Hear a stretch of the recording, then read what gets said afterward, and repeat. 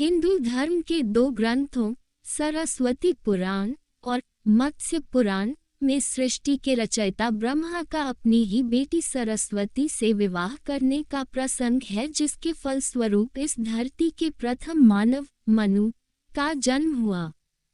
लेकिन ब्रह्मा ने अपनी ही पुत्री से विवाह जैसा निंदनीय काम क्यों किया, इसका जवाब जानने के लिए पढ़ते हैं पुराणों में वर्णित कथा। सरस्वती पुराण और मत्स्य पुराण में वर्णित कथाओं में कुछ भिन्नता है, इसलिए हम आपको दोनों कथाओं से अवगत करा रहे हैं। सरस्वती पुराण में वर्णित कथा। सरस्वती पुराण के अनुसार सृष्टि की रचना करते समय ब्रह्मा ने सीधे अपने वीर्य से सरस्वती को जन्म दिया था। इसलिए ऐसा कहा जाता है कि सरस्वती की कोई मां नहीं, केवल पिता ब्रह्मा थे।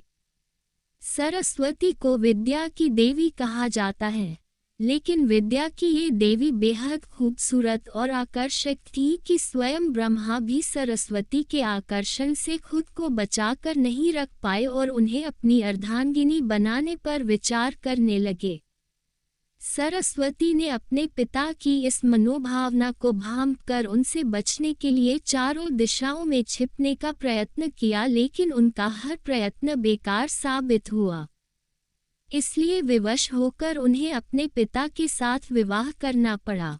ब्रह्मा और सरस्वती करीब 100 वर्षों तक एक जंगल में पति पत्नी की तरह रहे।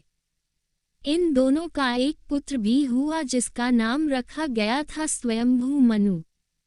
मत्स्य पुराण में वर्णित कथा।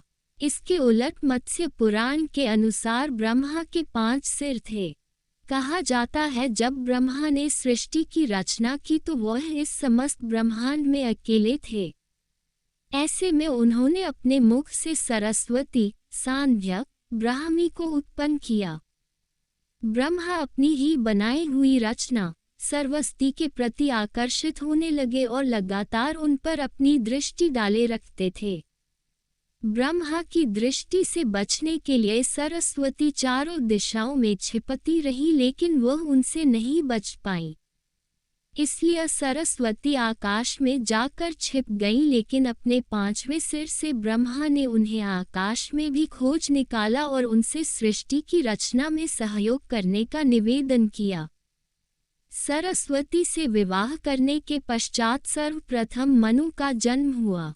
ब्रह्मा और सरस्वती की यह संतान मनु को पृथ्वी पर जन्म लेने वाला पहला मानव कहा जाता है। इसके अलावा मनु को वेदों, सनातन धर्म और संस्कृत समेत समस्त भाषाओं का जनक भी कहा जाता है।